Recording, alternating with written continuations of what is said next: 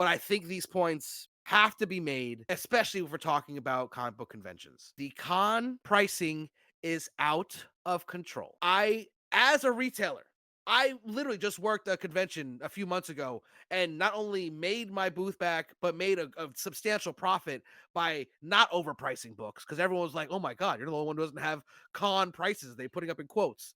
Yeah, I was able to cover my booth and make some money. If you have a book that's worth, let's say it's $2,000, and you have it at $3,000 and someone offers you two and you won't take it because you want three because you're at a convention, you're out of your fucking mind. I'm sorry. That's wrong.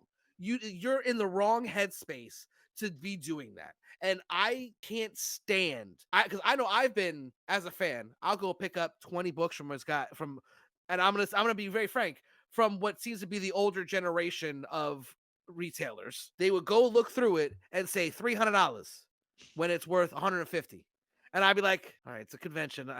You can bump up price a little bit, I guess, but can you meet in the middle at 150 maybe? Nah, that's 300 is on the low side. If you're just going to try to squeeze every single penny out of the community, you're not gonna one get enough sales to keep doing it long enough, and B, you'll become these people that someone like me talks about, and you don't want that. All right.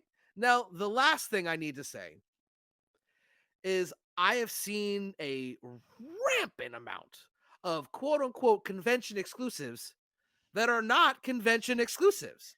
They are a booth exclusive that just happens to debut at the convention. I know from working with different retailers how hard it is to actually get a real authentic exclusive. You got to pay for it. You got to get approval. They've got to say it's okay. Yeah. And for a lot of people to just and why the big convention people don't either catch on or care, I don't know, because they should be getting a cut of all those if they're exclusives for that convention.